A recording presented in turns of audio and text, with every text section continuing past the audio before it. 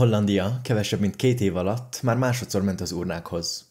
És ki áll ismét a botrány középpontjában? Igen, ő. Geert Wilders, a Szabadságpárt, PVV, szélsőjobboldali populista vezetője. Az előző választáson hatalmas győzelmet aratott, és sikerült jobboldali koalíciót alakítania 3 másik párttal. Bár nem ő lett a miniszterelnök, hanem egy technokrata, akit Dick Schoofnak hívnak, Wilders megszerezte a bevándorlás politikáért felelős pozíciót, ami a holland politikában az egyik legérzékenyebb terület. Csak hogy mindössze 11 hónap után Wilders azzal vádolta a koalíciós partnereit, hogy nem veszik komolyan a bevándorlás kérdését. Amikor pedig elutasították az ő 10 pontos tervét, visszahívta a minisztereit a kabinetből, és az Schoof kormány összeomlott. Szóval minden kezdődött előről, és tegnap újabb előrehozott választások voltak. Ezúttal azonban 5 komoly esélyes indult el. Igen, 5.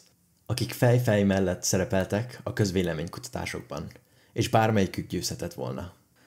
De mielőtt rátérnénk az igen szoros választási eredményekre, nézzük át röviden, hogy pontosan mire is szavaznak a hollandok. Hollandiában parlamentális rendszer működik, 2 kamarával. A főkamara, a képviselőház, hollandul a Tweede Kamer, ami törvényeket hoz, ellenőrzi a kormányt, és a polgárok közvetlenül választják meg minden 4 évben.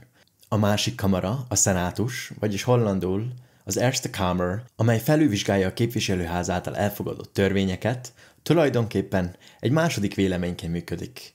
Tegnap, tehát a holland állampolgárok a Tweede Kamer tagjait választották meg, és a koalíció legnagyobb pártjának vezetője szokott a miniszterelnök lenni.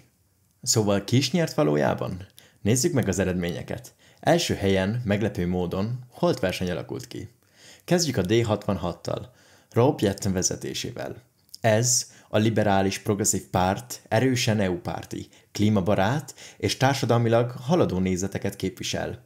Régóta szorgalmazzák az európai integráció elmélyítését, a zöld beruházásokat és a holland politika megújítását, hogy az befogadóbbá váljon. Ők 26 mandátumot szereztek. És ott van a Szabadságpárt, PVV is, Geert Wilders vezetésével, szintén 26 mandátummal. Ez a szélsőjobboldali populista párt, amely keményen kampányolt a bevándorlás megállításáért, és a Hollandia az első elv mellett. A párt erősen EU-szkeptikus programot képvisel. A harmadik helyen a VVD, Dylan Jesselgöz vezetésével, aki Mark Rutte hosszú uralmának, liberális-konzervatív pártjának örököse. Programjuk a gazdasági stabilitásra, a törvény és a rend fenntartására, valamint egy pragmatikus teopárti irányvonalra épül. Bár ezúttal egy kicsit szigorúbb migrációs politikával, mint előtte. Ők 22 mandátumot szereztek. Negyedik helyen végzett a Munkáspárt Zöldek Szövetsége, vagyis a PvdA GroenLinks, Frans Timmermans vezetésével. Ő korábban az Európai Bizottság alelnöke, az EU zöld megállapodásának egyik kidolgozója volt. A szövetség balközép mozgalommal indult, a társadalmi igazságosságra, a környezetvédelemre és egy erősebb, egységesebb Európára helyezve a hangsúlyt.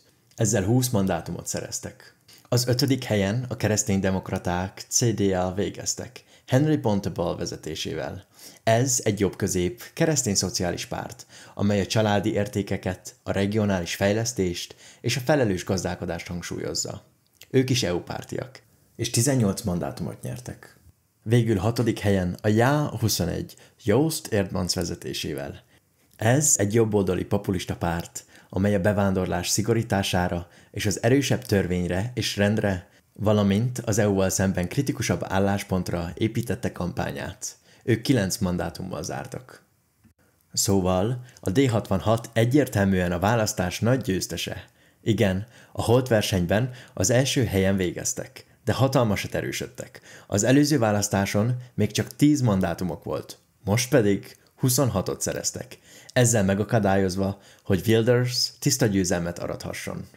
A fő témájuk a lakhatás, az egészségügy és a bevándorlás. De mivel ez egy európai csatorna, nézzük inkább, mit jelent ez Európa számára. Őszintén szólva, a D66 győzelme jó hír mindenkinek, aki több európai együttműködést szeretne. Ők ugyanis az egyik leginkább EU-párti párt, akik európai federációt, európai hadsereget, kevesebb vétójogot szeretnének, és nagyobb hatalmat adnának az Európai Parlamentnek. A választás másik nyertese a kereszténydemokraták, a CDA, akik 13 mandátumot szereztek. Növekedésük részben az NSC párt összeomlásának köszönhető. Az előző választásokon remekül szerepeltek, de most 20 mandátumról 0-ra estek vissza. Igen, 0-ra. Főként azért, mert a vezetőjük, aki lényegében maga a párt volt, visszavonult a politikától. Ekközben Frans Timmermans és a balközép számára egy kemény esést hozott a választás. Timmermans miniszterelnök szeretett volna lenni, de ekkora vereség után még aznap éjjel, vagyis tegnap este lemondott. És persze ott van Geert Wilders is, a másik nagy vesztes. A szélső jobboldali, EU ellenes üzenete most nem talált célba. 2 évvel ezelőtt még 37 mandátuma volt, most viszont csak 26, vagyis teljesen elvesztette a vezetőhelyét. Tehát ők voltak a 6 legnagyobb párt. De az a helyzet, hogy sokkal több párt jutott be a parlamentbe, és nem csak 1-2, hanem összesen 15 párt. Ez azért lehetséges, mert Hollandiában kevesebb mint 1%, nagyjából 0,67% szükséges egy mandátumhoz. Így még a kispártok, a regionális pártok, az egytémájú mozgalmak vagy az új politikai formációk is könnyen be tudnak jutni. És ennek mi az eredménye? Egy olyan parlament, amely szinte a holland politikai véleménynek minden árnyalatát képviseli. Na és mi történik most? A legnagyobb párt szokott megpróbálni koalíciót alakítani, vagyis ez most a D66 vagy a PVV lehet. A holland parlamentben 150 hely van, így legalább 76 mandátum kell a kormányzáshoz. És itt kezd bonyolódni a helyzet. A D66 kizárta, hogy együttműködjön Wilders DVV-jével, ami gyakorlatilag 2 lehetőséget hagyott nekik. Az első opció. Egy jobb-közép koalíció, a D66, a VVD és a CDA részvételével, de ez még így se érni el a szükséges többséget.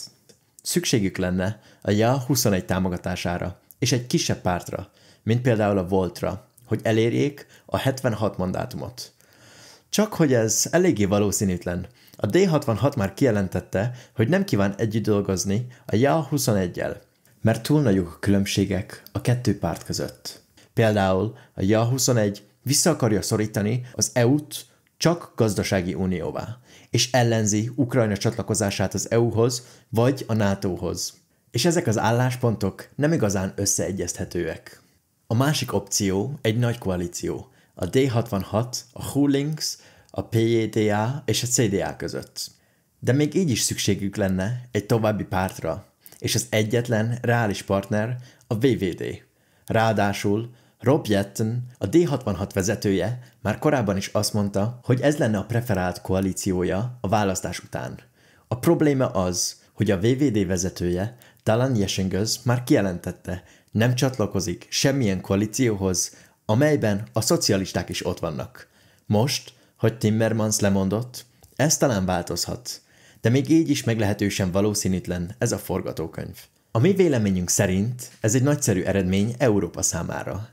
Az EU-párti pártok most a holland parlamenti helyek többségét birtokolják, és ez egy igazán nagy dolog.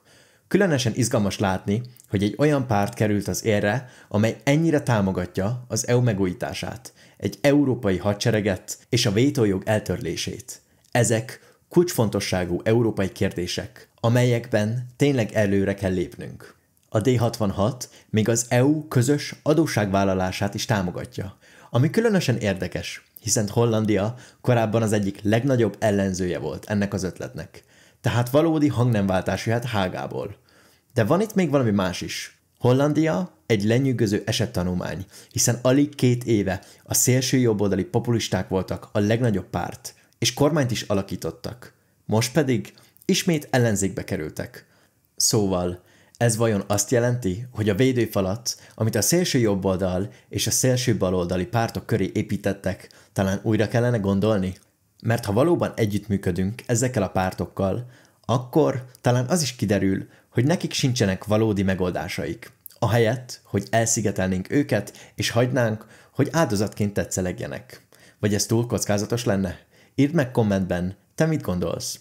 Köszönöm, hogy megnézted a videót. Ha érdekel, hogyan változik Európa politikája, maradj velünk és iratkozz fel!